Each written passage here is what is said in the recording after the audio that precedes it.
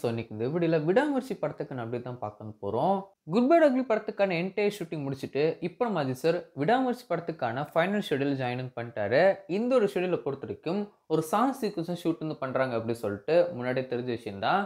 இப்போ லைக்கா அவங்க சைட்லேருந்து இதை அஃபிஷியலா அனௌன்ஸ் பண்ணியிருக்காங்க. த லாஸ்ட் ஷெட்யூல் அப்படின்னு சொல்லிட்டு அவங்க சைட்லயுமே அஃபிஷியலா அனௌன்ஸ் பண்ணியிருக்காங்க. முக்கியமா ஒரு சில ஸ்டில்ஸுமே ரிலீஸ் பண்ணியிருக்காங்க. ஸ்டில்ஸ்லாம் பார்க்குறமே சூப்பரா இருந்திருக்கு. Ajith sir and Trisha ma'am இவங்க 2 பேரும் இருக்கிற மாதிரி ஸ்டில்ஸை லிசன் பண்ணியிருக்காங்க.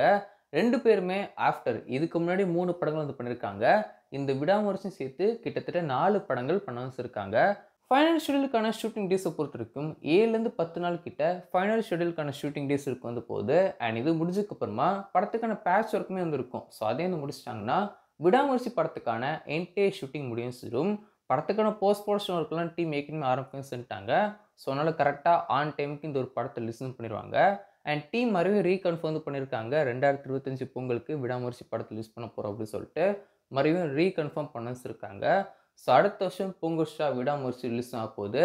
கண்டிப்பாக இந்த ஒரு படத்துக்கான ட்ரெய்லரை நியூ வருஷம் ரிலீஸ் பண்ணிடுவாங்க. அதில் எந்த விதமான மாற்று கருத்துமே கிடையாது. அண்ட் அது மட்டும் இல்லாமல் படத்துக்கான ஃபர்ஸ்ட் சிங்கிள் மேபி இப்போ நம்ம இந்த இமேஜஸ்லேருந்து பார்க்குறோம் இல்லையா? ஸோ இந்த ஒரு சாங்கே ஃபர்ஸ்ட் சிங்கிள் ரிலீஸ் பண்ணுறதுக்கு அதிகமான சான்ஸ் வந்துருக்கு. ஸோ அதனால தான் டீம் இன்னுமே ஃபர்ஸ்ட் சிங்கிள் ரிலீஸ் பண்ணாமல் வந்திருக்காங்க. இந்த ஒரு சாங்க்கான ஷூட்டிங்லாம் முடிஞ்சதுக்கு அப்புறமா அதை டக்குன்னு எடிட் பண்ணி அந்த ஒரு சாங்கை ஃபர்ஸ்ட் சிங்கிள் ரிலீஸ் பண்ணுறதுக்கு அதிகமான சான்ஸ் இருக்கும் செய்து. ஸோ வெயிட் பண்ணி பார்க்கலாம்.